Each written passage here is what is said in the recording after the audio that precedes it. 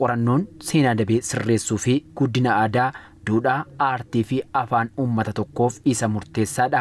Instituutiin qo'annoo fi qorannoo Oromoos seenaa dabee sirreessuu fi guddina aadaa aartii fi afaan Oromoof qorannoowwan garaagaraa qoratee maxxansiisuun hawaasa biraan gahaa jira. Bu'uura kanaan instituutichi dandeettii ogeeyyii fi qorattoota biiroo aadaa fi turizimii Oromiyaa giddugala aadaa Oromoo fi instituutii qo'annoo fi qorannoo Oromoo cimsuuf leenjii kenneera. Seenaa dabee sirreessuu kan okkatee ifa baasuun dhaloota dhufuutti dabarsuuf dandeettii qorattootaa cimsuun barbaachisaa ta'uu Daayirektarri itti aanaa Instituutii Qo'annoo fi Qorannoo Oromoo Obbo Zinaabuu Asraatti himaniiru. Dhugaa waan Oromoon qabu qorattoota dhufanuuf ol kaa'uu dhaloota ittaanee dhufuuf hor viijuwaaliidhaan deeggarree ragaa guutuu waan himannu hedduu qabna. Dhugaa himannu hedduu jira. Isa sana tolchinee ol keenyee dhaloonni iddoo tokko akka argatutti ragaa dhimma seenaa Oromoo, aartii Oromoo, aadaa fi afaan Oromoo walitti qabnee kuusnee dhalootaaf ol keenyee darbuudha. Galmi keenya inni guddaan. Instituutiin Qo'annoo fi Qorannoo Oromoo dhaabbilee barnoota olaanoo waliin ta'uun yeroo ammaa kana qorannoowwan mata duree 73 ta'an seenaa dabee sirreessuu fi guddina aadaa afaanii fi aartii Oromoo keessatti gumaacha qaban qorachaa jiraachuus himaniiru.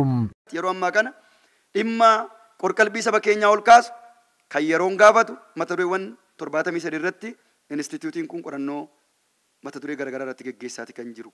Ammas hojii dhaabbilee barnoota olaanaa wajjin qabnu jabeessinee itti fufnee kanaa ol dhimmi Oromoo dhimmi qoratamuu fi qabu bal'aadha. Qorattoonni beekumsaa fi dandeettii qorannoo horachuun qorannoo saayinsawaa akka gaggeessanii fi murteessaa ta'uu kan himan hoogganaan itti aanaa biiroo aadaa fi turizimii Oromiyaa gargaaraan Piroofeesara Daraaraa Katamaa. Kanaaf ammoo haala qabatamaan addunyaan irra geessee beekumsaa fi dandeettii qorannoo gonfachuun xiyyeeffannoon hojjechuun barbaachisaa ta'uu himaniiru.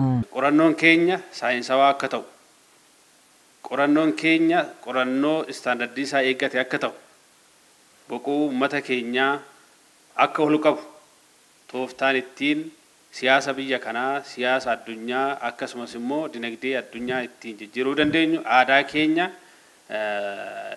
ilaalama gubbaa yookiin immoo suparaastiraakcharii irratti kaa'uu dandeenyu keessaa tokko qorannoo sadarkaa isaa eeggate aadaaf duudhaaf dhokate itti baasuu dandeenyu seenaa dhokate itti baasuu dandeenyu aartii keenyatti humneessuu dandeenyu seenaa keenyas aadaa keenyas ittiin guddisuu dandeenyu tokko qorannoodha waan ta'eef akka galteetti kan itti fayyadamnuu fi imaammataa fi tarsiimoon ba'an keessatti gaheen qorannoo baay'ee olaanaadha waan ta'eef kanaaf itti fayyadamna.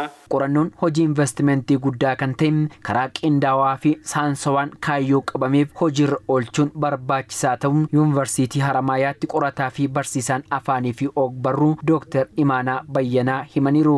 Barri bara teekinooloojiitti bakka waan hundumtuu jijjiiramu yaadiddamni yookaan tiyooriin saayinsiis yeroo yerootti waan ni fooyya'uun jira kallattii beekumsa ittiin ilaalan hin jira beekumsi kun yeroo yerootti akkamitti akka ilaalamu yookaan perspektiivii kan jedhamu hin jira qorannoo isaan hojjechaa jiran kanarratti bifa baay'ee fooyya'aa ta'een fi saayinsawaa ta'een akka sirriitti gadi fageenyaa fi bal'inaan akka qoratanii bu'aa gaarii ragaan isaan kanaaf humna godhaaf jechuudha. Beekumsaa fi dandeettii yeroon barbaadu argachuuf qorannoo gaggeessuun murteessaa waan ta'eef leenjiiwwan qorannoo irratti xiyyeeffatan kennuun humna dandeettii kan guddisu hojii caaluuf akka hojjetaniif kan isaan onnachiisu ta'uu hirmaattonni leenjichaa himaniiru.